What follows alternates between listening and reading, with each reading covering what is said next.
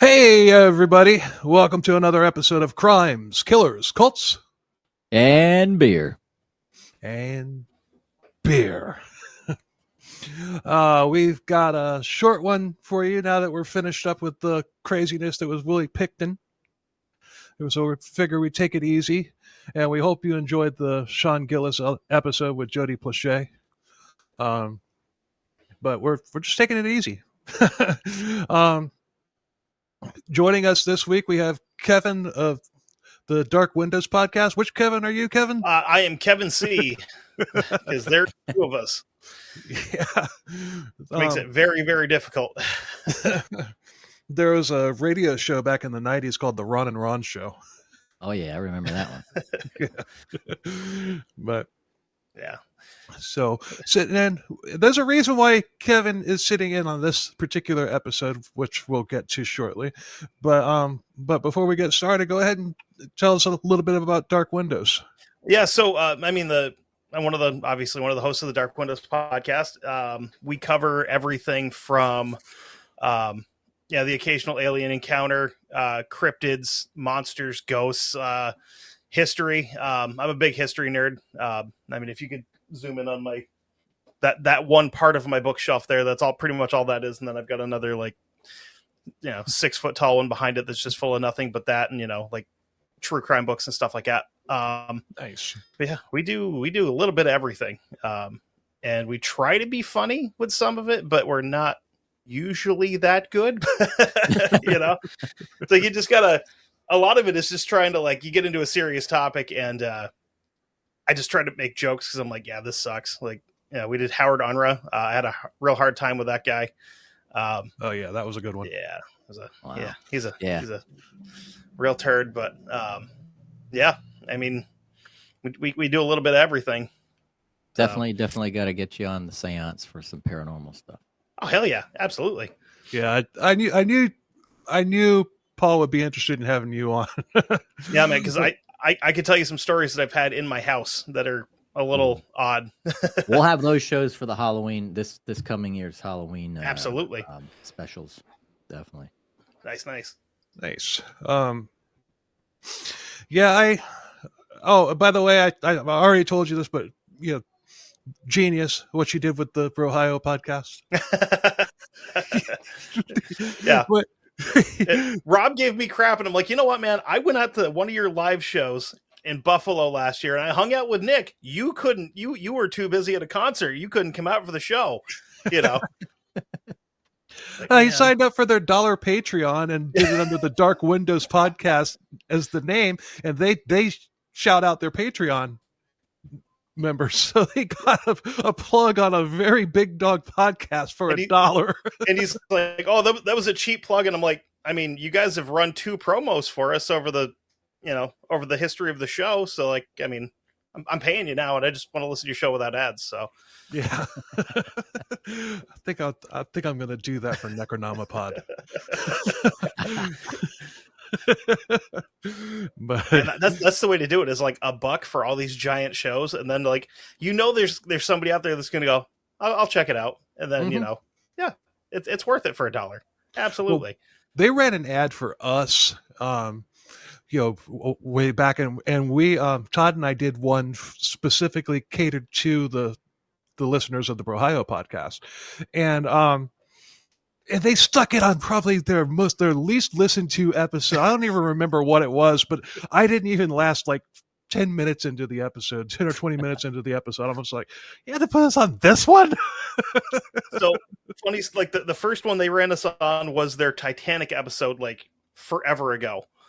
And then Justin Rimmel from Mysterious Circumstances, who we've become pretty good friends with, ran ours in the middle of his Doc Holliday series that he did.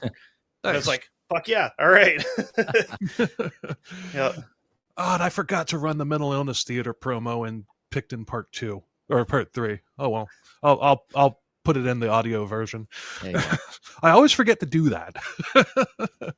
But anyway, this week we're going to do something a little bit different, and we're going historical.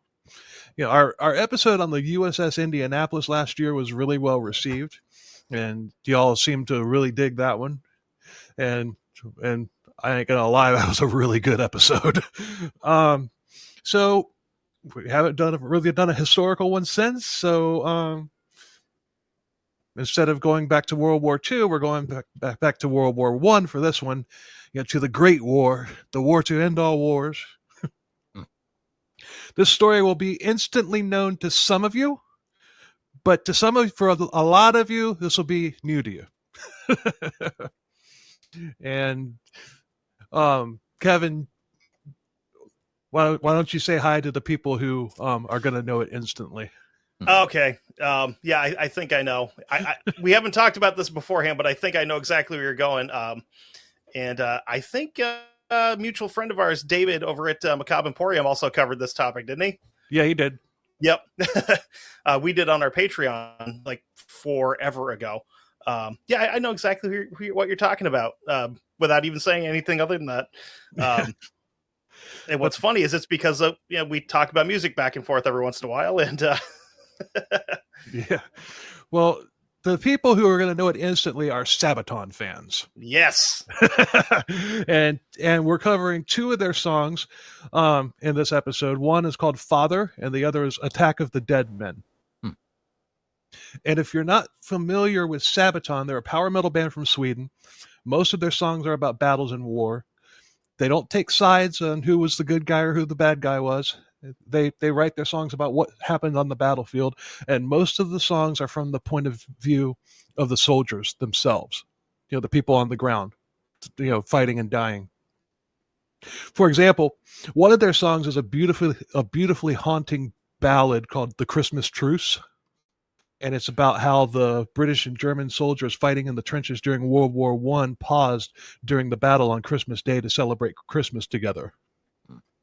That's like, I played that for Christmas on Christmas Day this past Christmas. That's become a tradition.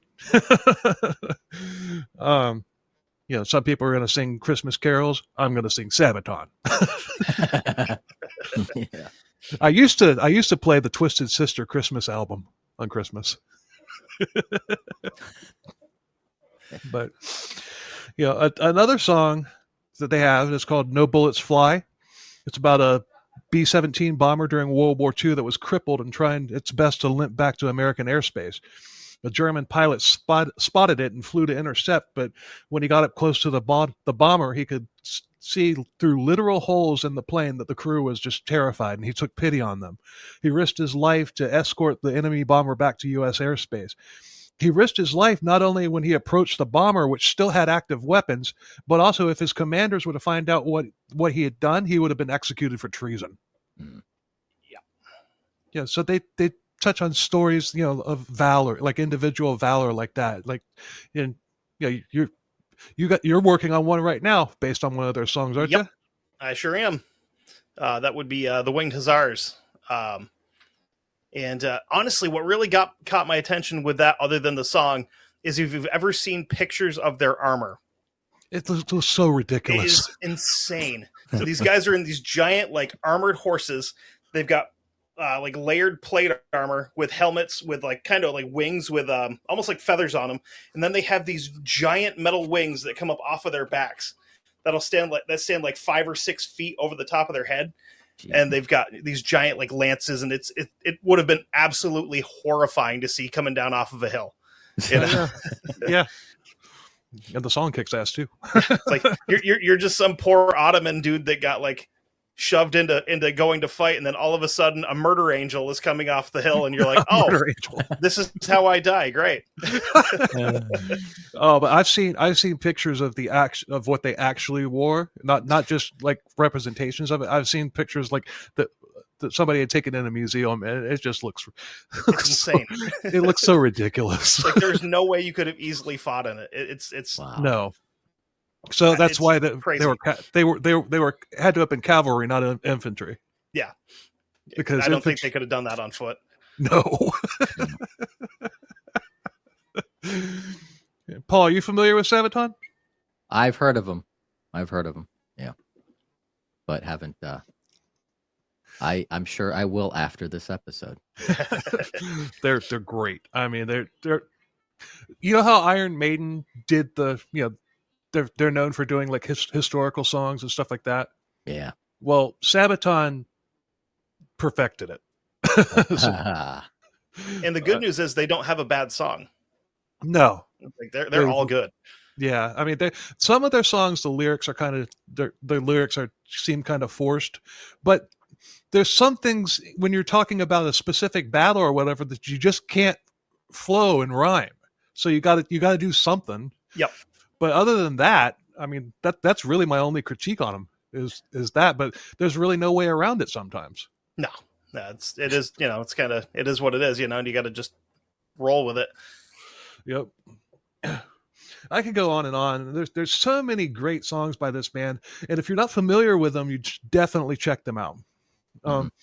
This episode was originally released on our Patreon page with Todd and me, but I took the Patreon page down for the time being, and I decided to redo this episode with Paul because, we needed to get a couple episodes ahead, and I was having problems doing that while researching, the Willie Picton case. So I'm just like, well, I've still got the notes from this episode. Let's just do it. We only had one Patreon subscriber anyway. So this is like literally new to everybody. But as I researched this case, I found a Russian metal band called Area who released a song called Attack of the Dead on their 2014 album Through All Times. It's just the lyrics are in Russian, but they're a good band too. They're no Sabaton though. Yeah. So we start off with the events described in Sabaton's song Father. It's about German chemist Fritz Haber, and he revolutionized the way that food is processed, making it possible for the planet to sustain heavy populations using his synthesized ammonia from nitrogen and hydrogen gas. And that was his Haber-Bosch process. And over a third of global food production still uses this process even today. Yep. But he's more known, kind of in infamy, as the father of chemical warfare. Because he put the food processing aside when the war started and says, hey, I can kill people with this too.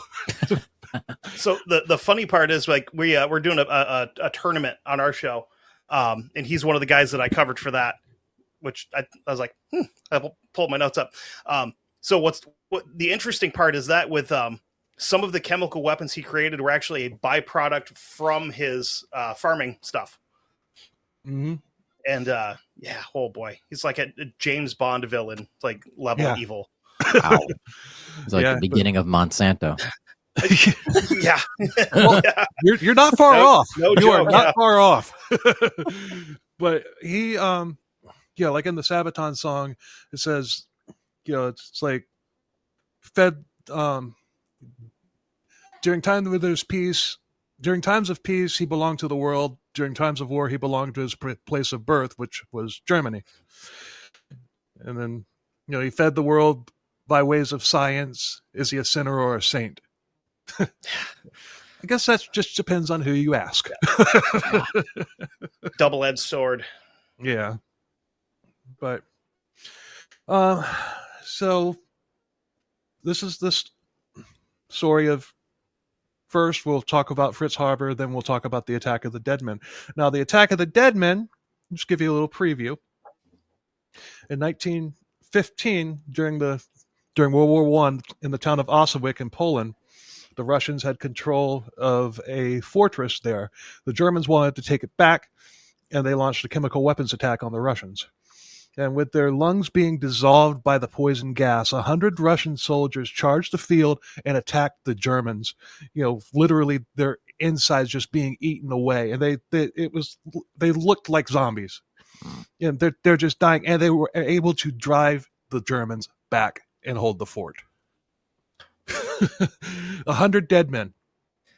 One of the things that made him even scarier was a lot of the Germans reported that because the Russians hadn't designed gas masks yet. So they Right. would take like handkerchiefs or cloth or whatever and just soak it in water, and they'd wrap it around their faces when the gas attack was coming in. So these guys are coming up out of the trenches and they're coughing up blood. So they have just these white cloths with blood like stains on the inside of them. It's just dripping off, and they're just running at them with bayonets out. Like, Damn. yeah. It's like freaking like the bayonet charge at Gettysburg with zombies. Yeah, pretty much, right? Now, the source is pretty much exclusively Sabaton.net because they have all of the stories on their from up on their websites from all of the songs that they have, and there's a little bit of wiki in here too. Now, so it was to be Nernst's colleague, the brilliant and future Nobel Prize-winning chemist Fritz Haber, who would go on to change the playing field. He was already critically acclaimed in the military for co-inventing the artificial nitrogen fixation process, and now he would make an even bigger impact on the war itself. When the Allies denounced his invention as a war crime, the German press decided to elevate Haber to a national hero, one who could finally break the stalemate. But there were many German generals and scientists who condemned the use of poison gas as inhumane and dishonorable. Like Haber's own wife. She was a chemist herself, and she called it a perversion of science. I imagine that their family dinners were a little awkward during that. Yeah, not great. Yeah. I've actually got a detail if you're interested. Sure. So they were at a party, and he walked in, and he was basically the guest of honor, and he was going off about all of this stuff and giving a speech, and his wife was there. He got very upset that he was celebrating the fact that he's killing people, and she went over and slapped him across the face in front of everybody, then went home. They went home. He got home that night. They got into an argument. She waited until he fell asleep, got into his dresser, took his army revolver, went out into the garden and shot herself. Then their 13-year-old son found her the next morning while she was still kind of alive. And he's like, okay, cool. And he took off for the front lines to back to gas the French. Didn't even attend his wife's own funeral. Wow. Yeah. That's kind of like sounds like an obsession to me. Yeah. Kill, must kill. Yeah. Kill the Russians, kill the Americans. he had a quote April 22nd of I believe it was 1915, right before the first wave of gas attacks were released, where he said, quote, "God punish England," and had everybody pull the cords to open the canisters and let the wind take care of the rest of it. Oh, damn. Yeah. But she had committed suicide shortly after the attack on Hill 60 became public. Yep. And I should have done a little bit of research on what that was. Do you know? Hill 60. I'm not sure if I had that in here or not. I had a joke about the French and English not wearing their PPE. I'm not sure if this is the one or not, but there was an attack where it killed like 10,000 French troops, like outright. One of the early ones. That's got to be it. Yeah. And then there was another like 7,000 wounded from the gas, but it was like 10,000 killed outright. Damn. Because it's like heavier than the air, so when they're down in the trenches, it would stay along the ground and just sink down in, just hang out. That was pretty gnarly. Oh, jeez. I wonder, has there ever been like a tally on just how many people were killed with, how many soldiers were killed with chemical weapons? Well, actually, let's see here. I did have, so on my notes, I have here that it killed a bare minimum of 90,000 men, with like countless more wounded from the gas, including a guy who would, go on to use the same stuff a couple decades later. That guy with the mustache, right? Yeah. a guy that almost died during World War I, and they kind of know who it was that didn't shoot him. And it was Dean Winchester that killed him. Oh man, if we were only that lucky. I'm surprised both of you got that. I'm surprised both of you got that. We need a universe where we can have Dean Winchester and Soldier Boy go back in time to kill Hitler. Yeah, like that would be. Well, there was one supernatural episode where they were in like an alternate timeline or whatever, and he actually did kill Hitler. Wow. I think I missed that one. It was in one of the later seasons. I can't tell you which one, but yeah, they were. I must have missed that one. And when they got back to the time that the regular timeline or whatever, he was hitting on this girl. He's just like, I killed Hitler. Of course he did, because that's how Dean works. That's how Dean is. Yeah. But yeah, like you were saying, just one day after his wife's death, he left for the Eastern Front to instruct German officers on how to use the new wonder weapon. But from May of 1915, during the days of the goreless Tarnow offensive, Haber personally oversaw the release of the lethal gas attacks at the River Rocca on May 31st. More than 260 tons of chlorine gas from 12,000 cylinders were released against the unprotected Russian lines.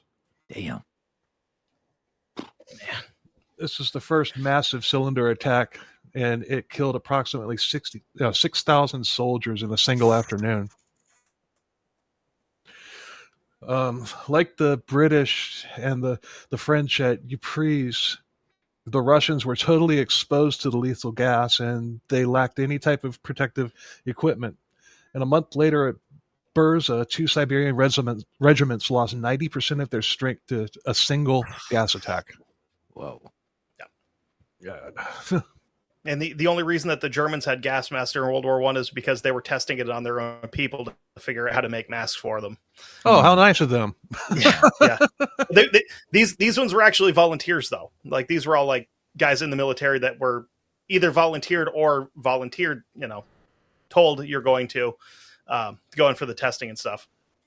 Yeah, speaking of another Sabaton song, I'm surprised that chemical weapons weren't used at Passchendaele. No, I'm think wondering if that was too early. It was 1916. Was it? Okay. Because that's what the Motorhead song is about. 1916. That's about Passchendaele. I don't know why they wouldn't have used them. Well, maybe because everything was so close together. Yeah, good point. Yeah. And then if you have the wind swirling and shifting, you're going to gas your own people, which is suboptimal. But make a hellish situation even worse. Yeah. Mental Illness Theater, that podcast, and I'm not going to run their promo because we're talking about them. They did like a 2-part episode on the Battle of Passchendaele, and it is freaking intense. I mean, if you're unfamiliar with them, check them out, definitely. Okay. They're one of my favorite podcasts to listen to. Another one if you have like 75 hours or so free. Dan Carlin on Hardcore History did a 5 or 6 part series on World War I, and the amount of research that guy does is horrifying. I mean, he'll release like 3 or 4 episodes a year because he does that much research into them. Wow. Damn. Yeah. He did a 5 or 6 part series on the Mongols that was like 45 hours between all the episodes. Yeah. Well worth the listen, though. I don't even know what to say about that. I mean, it's just like, it's just like the person I give credit for being the most researched is Morgan from Human Monsters, but what you're talking about sounds like he puts Morgan to shame. Yeah, I mean, between him and I believe his son helps him with research and stuff too, but yeah, they do a insane amount of research. I'm gonna have to check that out. Oh yeah. He's got a great voice too, so it makes it even better. The greatest voice in true crime is Jack Luna. 100% agree with you. Him and Tyler from Minds of Madness does a real good show too, but both Canadians, so I guess that we can't hold that against them. No. Well, Jack's brother doesn't sound anything like Jack. That's true, yeah. But anyway, hashtag, but I digress. But I had to run the MIT, the Mental Illness Theater promo, so kind of took care of that, and by talking about them rather than running the promo. But historical research on the amount of German gas attacks on the Eastern Front is sadly lacking, but most scholars agree that the Russians suffered more than any other nation under the effects of the gas attack, and it's estimated that 500,000 soldiers were affected by the gas, of which 66,000 were killed. That's just Russia. Wow. Prolonged exposure to chlorine without protection was fatal, and in just a few minutes of exposure, soldiers would lose consciousness in excruciating spasms and of pain as the chemicals attacked the tissues of the lungs and eyes and the throat. Even the inhalation of a lower dose could kill after 30 minutes, and some of the afflicted dies days later.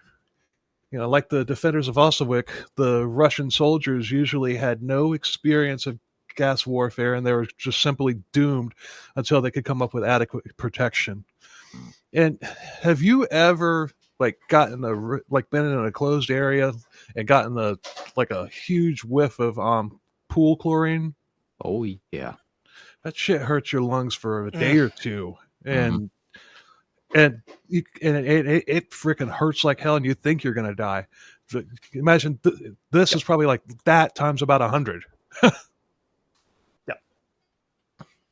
I did pest control for a while, so being in small areas with chemicals and then having to bleach it afterwards. Oh yeah, if I didn't have a respirator on, I would have days where I'd come home and it felt like somebody set the inside of my nose on fire.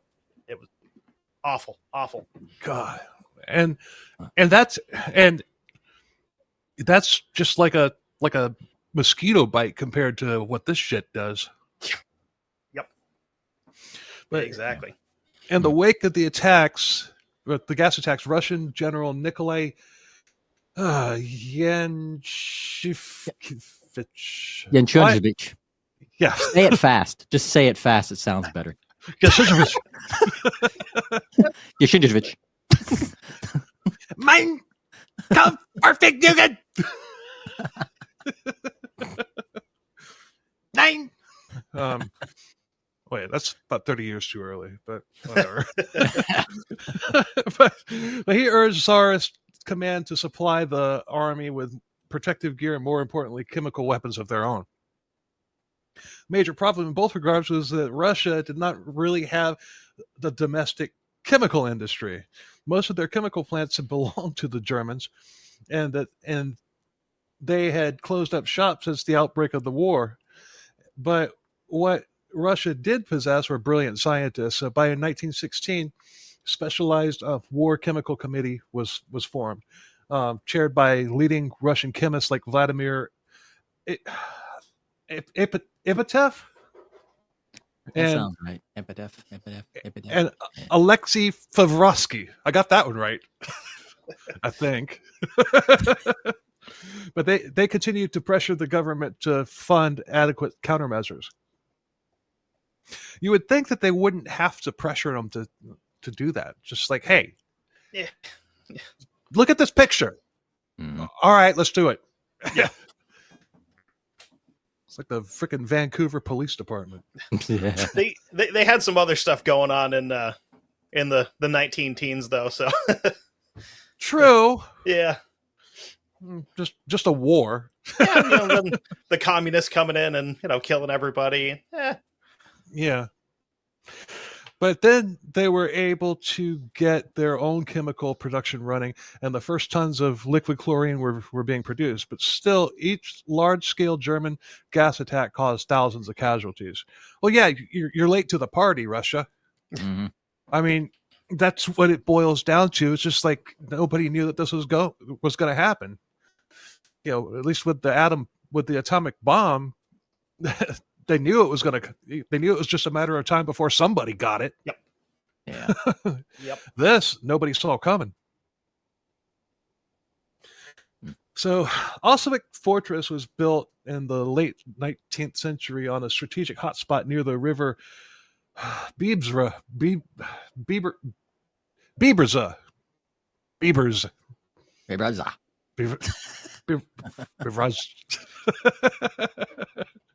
I don't know. That's part of why people listen to this show, is to hear me fumble on words. But that, the river Beberza, it was now Poland. But back then, it was part of the Russian Empire. It was about 50 kilometers away from East Prussia, along the important railway line from, oh God. There you go. It doesn't help that all these places and people sound like vodka distilleries either. So yeah, right. Bialystok to Königsberg. I think I got the second one right. Yeah, sounds right. It conveniently ran straight through the fortress. But this was quite the headache for German high command during the Great War, and this close to the German border and effectively controlling one of the few railway lines all through the bogs and marshes of the area, the fortress had to be either taken or destroyed. Otherwise, it would prevent any advance into northern Poland. In fact, the Germans had tried to take the fortress back in September 1914 and again in February 1915, where the second attack had severely damaged much of the fortress defenses through heavy bombing. But the main defensive ring had nonetheless held long enough for the Russian counterattacks to force the attackers to break off. But by the summer of 1915, the Kaiser's army was determined to try again. That summer, August von Mackensen's Gorlice-Tarnow offensive had thrown much of the Russian forces on the Eastern Front off balance, and the German and Austro-Hungarian forces advanced on a wide front eastward. Seeing their chance, the German High Command wanted to take Poland in a frontal attack and ordered General Field Marshal Paul von Hindenburg. I got that one right. If I hadn't, that would have gone over like a lead balloon. Yeah. The Osoweic Fortress was an important prize taken from the weakened Russian army. So 12 German infantry battalions, accompanied by up to 30 heavy artillery pieces, they set their sights on Osoweic. The only reason I'm getting that word right is because of the song.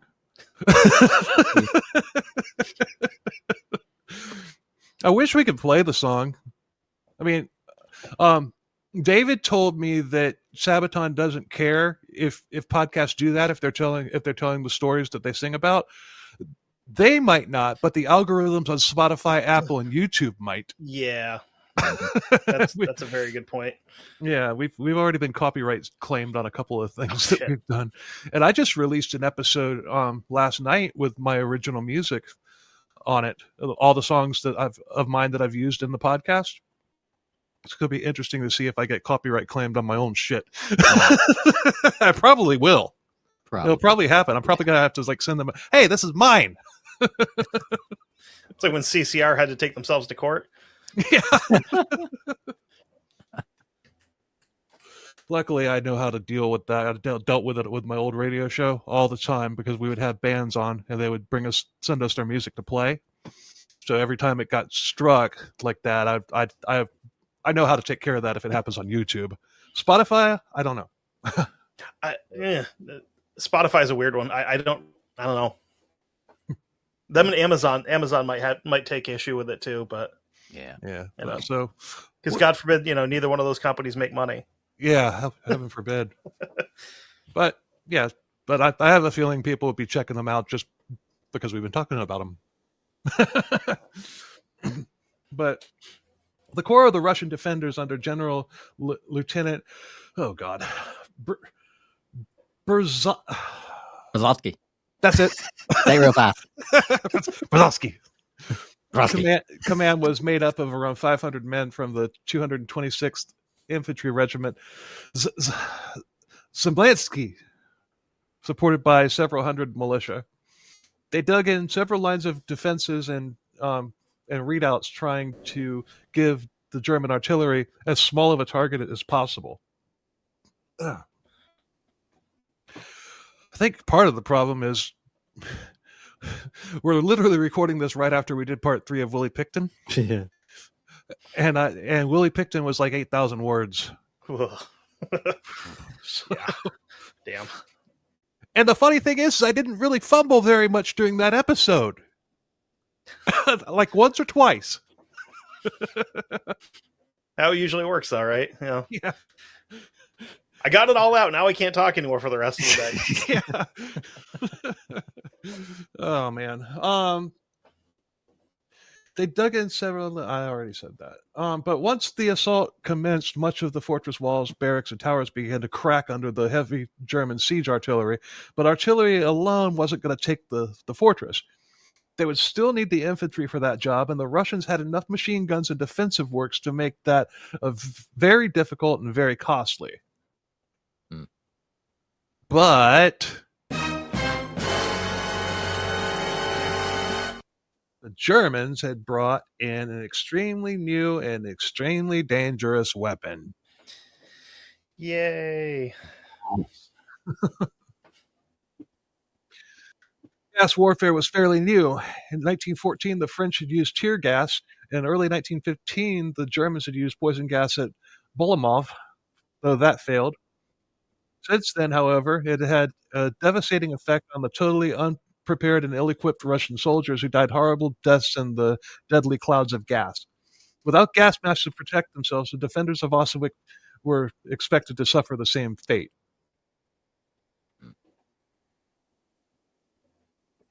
Early morning of August 6th, as the winds were finally favorable and the German gas batteries opened up, a dark green smog descended upon the battered defensive works. The wave of gas crept over the Russian lines, creating a death zone. The gas used was a mixture of chlorine and bromine, and while the bromine acted as a respiratory irritant, the chlorine attacked the lungs, chemically burning them. The chlorine attached itself to the moisture in the air, turning it to hydrochloric acid, which then bit into the membranes and the flesh of the lungs and aggressively dissolving the soft tissue. The Russian soldiers were literally choking on their own blood as every breath that they took destroyed their lungs. Unable to breathe, they died in agony, coughing out bloody lumps of their own lungs. But it was not only the lungs that suffered as the acid attacked the soft tissues of the eyes, nose, and burning them chemically as well. Yep. Yep. So it's like get pepper sprayed and then swallow a bunch of bleach, you know? Yeah. See how that works out.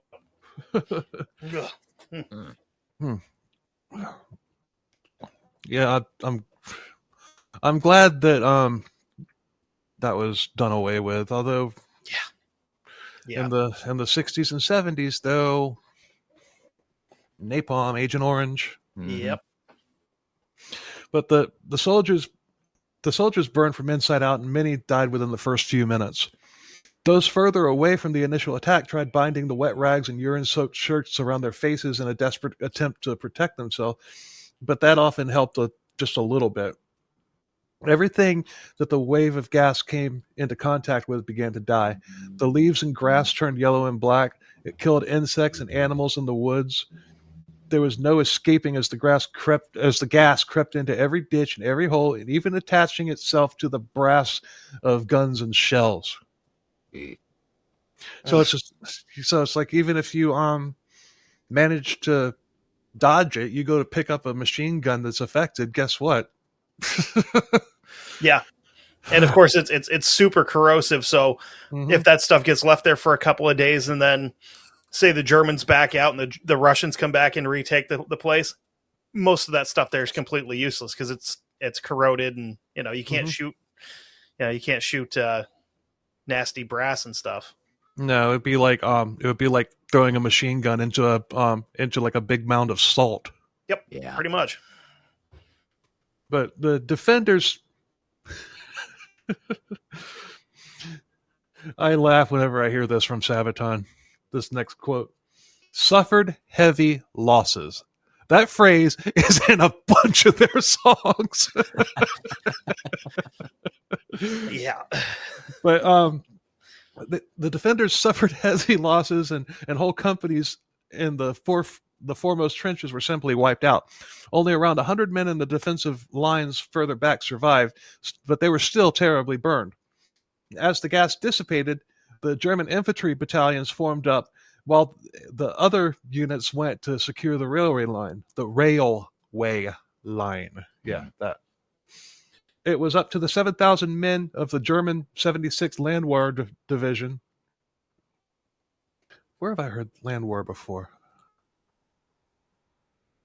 I don't know. I've heard that word recently. Yeah. And something else. It's probably in a Sabaton song. No, it's some podcast episode. I'm a truck driver. I listen to podcasts all day. Ah, there you go. There you go. So, the Landwehr Division to storm the main defensive lines in front of the fortress. Confident that most of the defenders had been wiped out and the few left would be overcome with ease, the German infantry moved onwards. The first lines were indeed littered with only the dead, who were grotesquely deformed in their last moments of inevitable death. The living dead. That's the thing, is how long would this gas actually sit and... Just depends on the wind. Yeah. Yeah, it didn't dissipate real quick because of the weight of it. So it would, like when it would roll down into the trenches, it could stay there for, minutes, hours, You need like a slight breeze. Yeah. That's what you need. Because if it's windy, it's not going to work. Yeah. I mean, you might make a few people sick. You might kill a couple people, but it's going to dissipate it really. Like if it's a super windy day, like like any given day in Kansas, or but if you need a slight breeze just to move it, and then excuse me. As the German troops moved onwards over the shelled-out ground, they suddenly came under heavy fire. The fortress artillery had opened up on them, and the machine gun fire tore holes in their ranks. And further out on the flanks, the last Russian reserve companies were coming up from the rear, formed to counterattack the German infantry. Seeing those friendly reinforcements rush in with their bayonets attached, the 100-odd survivors in the trenches also emerged, fixed bayonets, and they stumbled like zombies out of their dugouts and crawling and limping into the open. Complete shock stopped the German attackers dead in their track, like dead men returning to life. The Russian survivors came on, heavily breathing, gasping for air through destroyed lungs, and their faces scarred and chemical burns half hidden by bloody rags. They marched on, thirsting for revenge for the terrible fate that had been thrust upon them. Their tears were bloody, and their eyes burned red, and they spat blood and parts of their lungs as they advanced, croaking and coughing like the living dead, or the walking dead. Yeah. This horrible sight, as well as the unexpected counterattack, halted the Germans, and a deep panic set in. They hastily withdrew, soon running away in terror as the panic spread throughout the ranks, pushing their comrades aside, trampling over each other, stumbling over barbed wire as the Russian artillery shells fell in between them. The attack of the dead men came on, accompanied by a bayonet charge of the reserves, and recaptured the lost trenches. And by 11 o'clock, a few hours after the deadly gas attack, the defensive lines were back in Russian control. The Germans had withdrawn back to their own starting positions. Much of the battle remains shrouded in legends and mystery, and that's likely to remain so. The casualty numbers on either side are unknown, as are the German records of this battle. Well, yeah, We don't want to talk about it. You don't want to talk about that. like,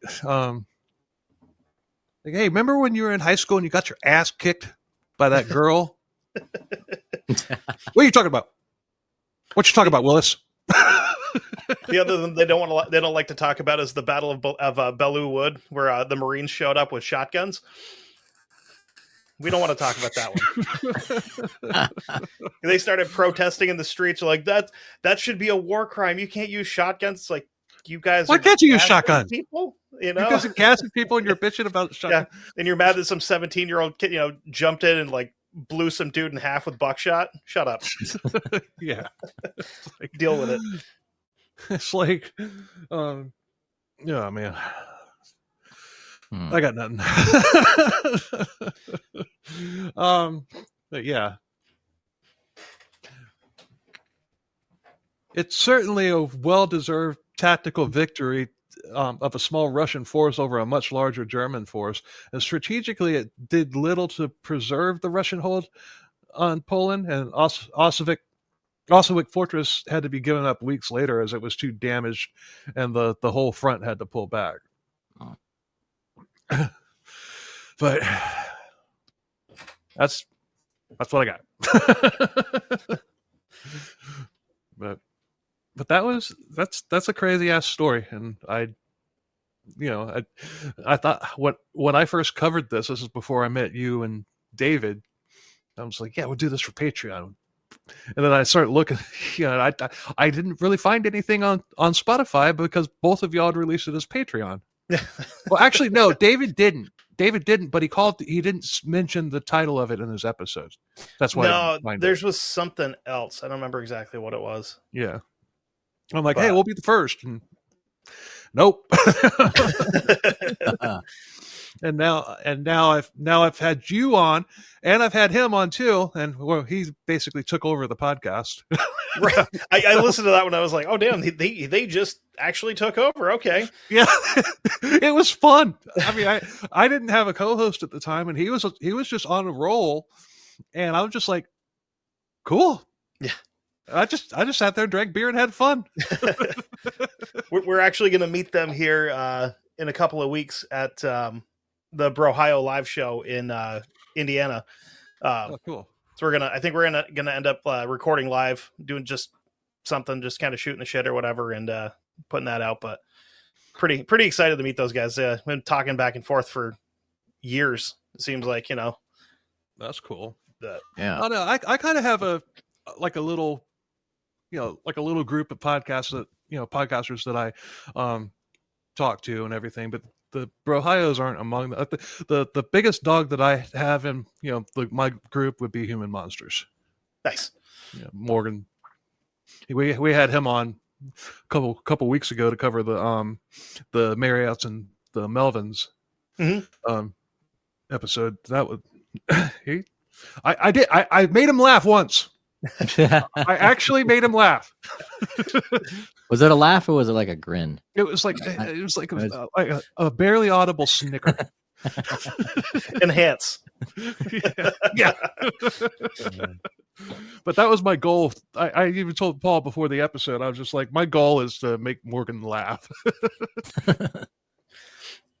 Yeah, I think the biggest person we've had so far is Justin from Mysterious Circumstances. We've done a few episodes with him. Like forever ago. This was, like late 2018, early 2019. We did a 3-part episode on the Westies, which is the Irish gang in New York back in the 70s. Oh, cool. And then we did a 2-parter on Sonny Liston, the old boxer. Yep. Nice. And man, you want to get somebody just rolling, start talking to that guy about boxing. Like I had to cut almost 2 hours out of the shows. So like we recorded 2 weeks, concurrently. And then I took all the time where we were just like farting around, just talking about whatever, and put that into another episode that I released the 3rd week. It's just, everybody just, having fun and messing around. The episode that I did on Wayne Adam Ford with Matt from Murder Coaster, that episode is like 2 hours long. Okay. But we were recording for like 5.5 hours. Mm. Man. We just kept going off topic and everything, just having a blast. Both of us were blitzed. There's another show that I listened to. They record, well, they just recently stopped, but they were releasing 2 episodes a week that were about an hour each. And then they were also releasing 2 Patreon episodes a week. Mhm. And they were recording all of them in one day. Like they'd sit down on a Sunday and record for like 12 hours. Wow. Man. Like, phew, no, can't do that, man. But we were gearing up before Paul's deployment because Paul's part of the National Guard. Oh, nice. He had a deployment, and we were doubling up. So he was going to be gone for like a month. So we wanted to have content. So we were doubling up. There was one episode. There was one Sunday when we recorded 3 freaking episodes in one day. Yeah. Whew, That was Man. tough. that was rough. Yeah. Yeah. But Yeah. We're going to record an episode here at about 7, and then we're going to do a Patreon after that. But the Patreon's going to be like 30 minutes, so that's going to be nice Well, and easy. well, this one's going to be a few weeks before it's released because we've got part 4 of Willie Picton. Hopefully, there's not a part 5, and then to close out the Canada binge because we've done 6 stories on Canada, and it's going to wind up being 10 weeks, maybe 11 weeks of Canada. Dang. So we found a cult that nobody's covered. Who's a that? Canadian cult. It's called His Rest Christian Fellowship. Oh, no shit. Okay. It's freaking Gertrude Baniszewski level depravity. Oh, no. Mm. Yeah, it's Damn. bad. And I'm surprised nobody else. There's nothing else. Nobody else has ever covered that one. And I tell people. I even said on the episode, I'm like, I want other people, other podcasts to cover this one because these sons of bitches need to be exposed. Yeah. Have you done Anthill Kids yet? No, not yet. Oh God. Or that one's awful. Yeah. What was it? Order of the Solar Temple was another one up there too. Yeah. We covered them way back. That was kind of like your like run of the mill cult where the leaders, because there's 2 different leaders for whatever reason at the same time. One of them wanted one thing, the other one's just like, I just want to marry your wives. And then one of them left, and then they talked everybody into killing it. Yeah, fucking weird. Yeah, Real weird. Yeah, we're not going to cover another Canada case for a while, because the whole reason for that was because we're 2 years in, and we had only done 1 Canadian episode, and that was Luca Magnotta in episode 2. Oh God, yeah, that's another real winner there. Yeah. So we're like, okay, we'll do a Canada binge, and it was supposed to be 4, but that turned into 5, then it turned into 6, and then the 6th one turned into, I was planning on 3 episodes, but now it's 4, and it might be 5. And I can't remember. There's another dude up there that next time you want to go to Canada, he was what the hell? He's like a lieutenant colonel or something in there, in the Air Force up there. Damn it, what was his name? Anyway, yeah, I can't remember. Anyway, he was like breaking into like people's houses and like taking pictures of themselves in like women's clothing and stuff. And then he ended up, I think he strangled a couple of women to death. Captain Butt Naked or something? No, he's over in Africa. Oh, that's right. Yeah. Yeah. I can't remember the guy's name. I'll think of it as soon as we're done, and you'll get a message from me on Facebook like, shit, this is the guy's name. But after the last episode of Willie Picton, we're going to come back with we're going to cover Sean Gillis, and Jody Plachey is going to be with us on that one. Guy's name was Russell Williams. The quarterback? Right? Yeah, he plays for the Steelers now. Oh, God. Poor Steelers. Yeah, we're happy to have Jody back on the show. That's going to be awesome. Love that guy. But Russell Williams. Coming up next week, serial killer Joe Montana. Followed by Dan Marino. And the worst of them, John Elway. No, but there have been some former NFL players that turned into serial killers. Oh yeah. Yeah. Damn, what was his name? Played for the Packers there. Yeah, I know. It's right on the tip of my tongue. Green something green. Yeah. Yeah, OJ Simpson. I think he only played like 2 or 3 games in the NFL too. He was better in college than he was in the NFL, but he was Hall of Famer when it came to being a real scumbag out in the real world. Yeah, Aaron Hernandez, Ray Caruth. Yeah. There's a few. Yeah. Actually, unfortunately, there's more than a few. Yeah. But OJ Simpson. OJ. He was a good Twitter follow. I followed him on Twitter. He was funny. Yeah. Yeah. He was always putting out funny shit. He really was. I mean, he's not somebody that I would consider myself a fan of or whatever, but hey, he's out. He's, there's nothing I can do about it. He put out funny content. I saw a thing on Facebook. The guys had to have known what they were doing. There's like these 3 dudes sitting at a sports bar watching football. There's one wearing a Aaron Hernandez jersey. The guy in the middle is wearing OJ, and the other guy's wearing a Caruth jersey. And I'm like, either they don't know and it's hilarious, or they do know and it's even funnier. Yeah.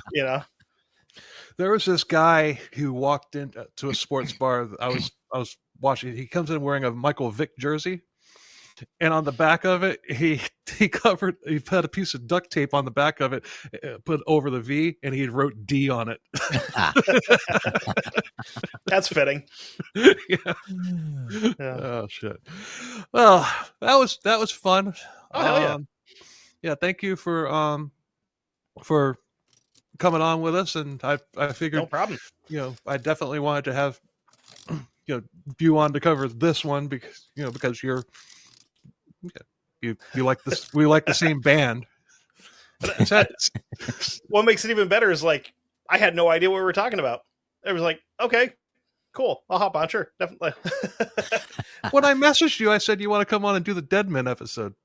Did you? Yeah. Jesus, man. I've been so scatterbrained for the last my son's going to be 2, so it's been about that long. Oh, okay. So I'm like, man, I don't remember. I thought something about, yeah, you did. Yep. And I just completely missed it. Then of course last night I'm like up to my elbows, like in the dryer trying to fix that, and I'm like stopping to message back. I'm like, yeah, let's do that. That's fine.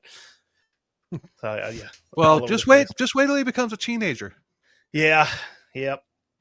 I said something to my daughter, my 14-year-old daughter, earlier today that I never in my life ever, not even for a remote second, ever envisioned that I would say.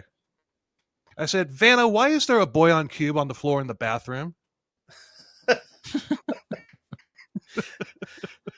I've had more conversations than I can remember. Where I had said something to the effect of, take the tennis ball out of your mouth or stop chewing on dog toys. Yeah. So. He's a menace. He's a great kid, but he is a complete menace. Hey, definitely check out Dark Windows. And Paul, you haven't plugged your podcast on CKCB in a while. Go ahead. Yeah, it's been a while. My podcast is called The Seance through Conscious Radio Network, and we talk about paranormal, metaphysical, cryptids, crazy stuff, mysteries of the universe, mind, space, and time.